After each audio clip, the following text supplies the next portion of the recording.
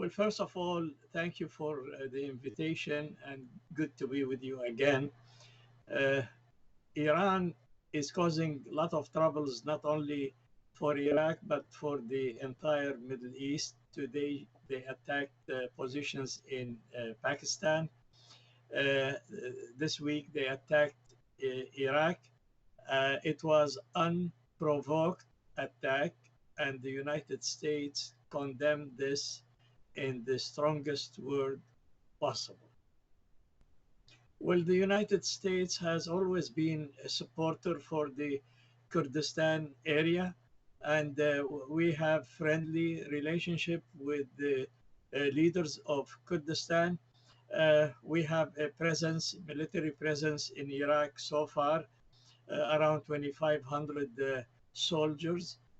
And so the United States will keep supporting Kurdistan and condemning the actions of Iran in the area. Iran is causing a lot of troubles in Iraq, as I mentioned. It's causing us troubles in Lebanon, in South Lebanon with the Hezbollah, in Yemen with the Houthis, in Iraq and Syria with these groups who aligned themselves with Iran.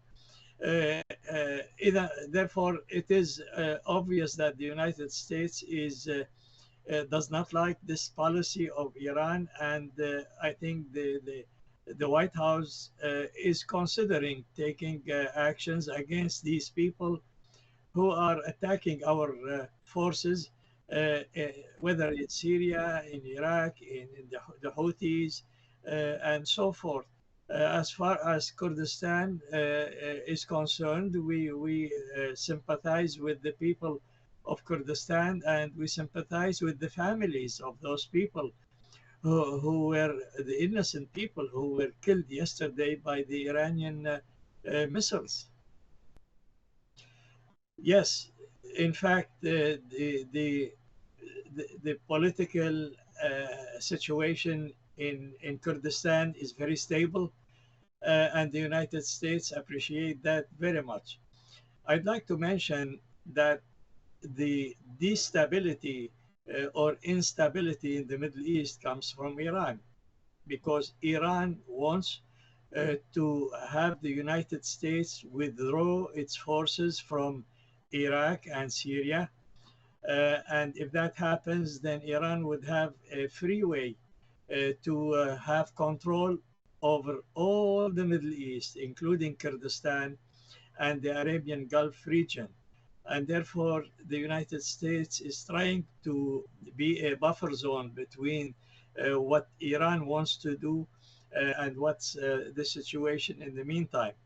Iran wants to control the Middle East so that it could attack Israel and destroy the state of Israel. And if that happens, it will be a catastrophe for the whole Middle East. Well, as you know, Iran is supported by two major powers, China and Russia, and also by by North Korea.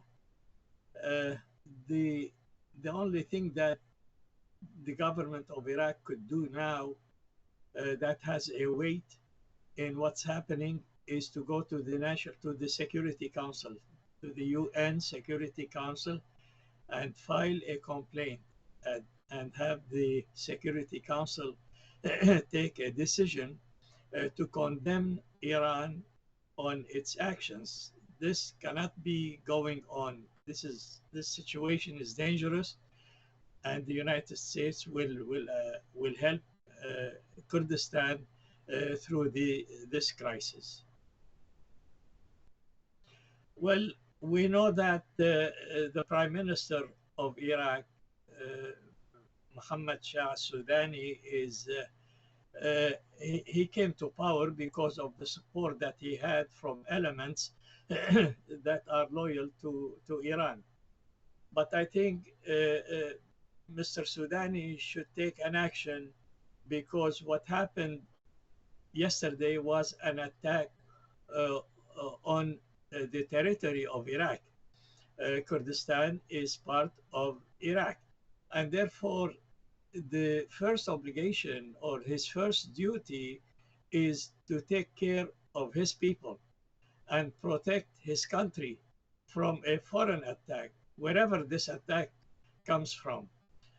In this case, it came from Iran. Therefore, he has an obligation and duty to protect the people of Iraq by going to the UN Security Council and seek a resolution condemning the actions of Iran. Well, of course, the United States stands behind the people of Kurdistan. There is no doubt about that. And there are many countries who support Kurdistan.